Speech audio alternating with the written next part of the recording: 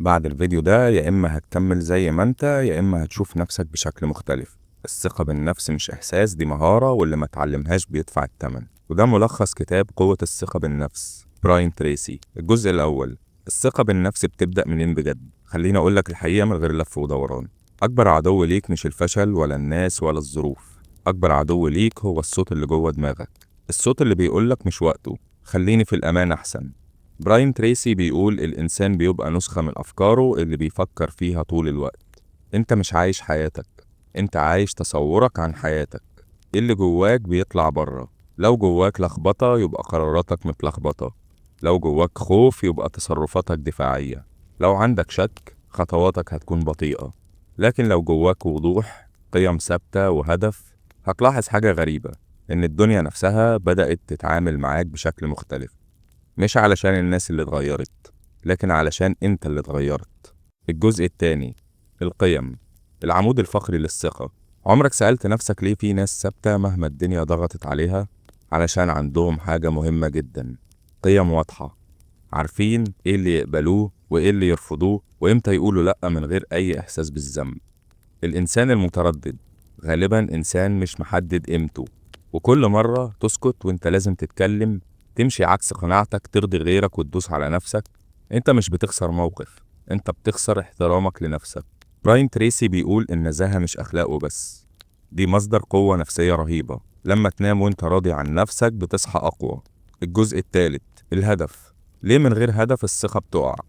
اسمع الجملة دي كويس: الإنسان اللي من غير هدف سهل يتكسر، أي ضغط يهزه، أي رأي يأثر فيه، أي فشل يوقفه. لكن أول ما يبقى عندك هدف، التعب بيبقى مفهوم، الضغط بيبقى ليه معنى، الخوف بيقل تأثيره. الهدف مش بيضمن السعادة، لكن بيديك سبب إنك تكمل. القرار أهم من الإحساس. ناس كتير مستنية لما أحس إن واثق من نفسي أتحرك، بس الحقيقة الثقة بتيجي بعد الحركة مش قبلها. اللي واثق بيقرر ويتحرك وبعدها يحس بالقوة، اللي متردد يستنى الإحساس فيفضل مكانه.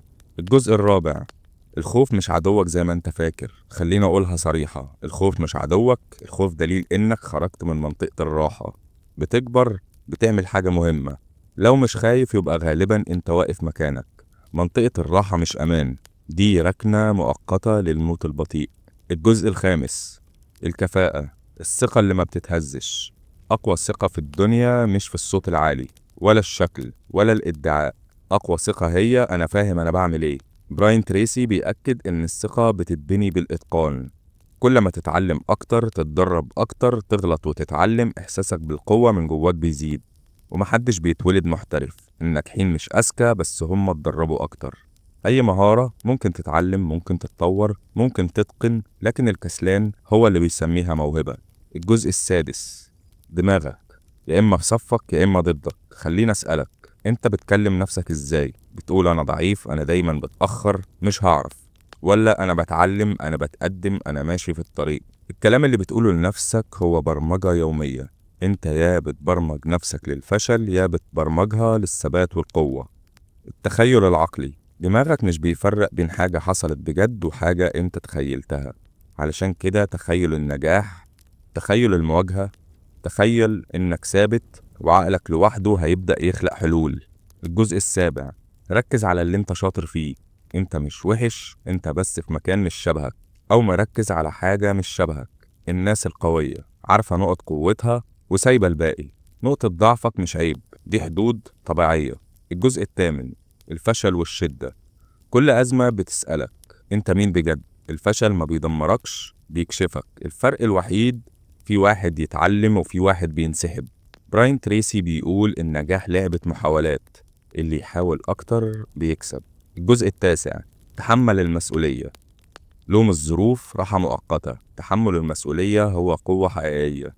أول ما تقول أنا مسؤول عن حياتي، هتخاف شوية بس هترجع تمسك التحكم في حياتك. خلينا أسيبك مع الفكرة دي: الثقة بالنفس مش إنك ما تخافش، الثقة إنك تتحرك رغم الخوف. مش إنك تبقى كامل، لكن إنك تبقى صادق مع نفسك. لما تبقى عارف قيمتك، عندك هدف، بتطور نفسك وبتحترم ذاتك، مش هتحتاج تثبت لحد حاجة. الثقة الحقيقية هادية بس تأثيرها عميق. في النهاية لو عجب الفيديو يا ريت لايك واشتراك في القناة، دعمكم لينا هو اللي بيساعدنا نكمل.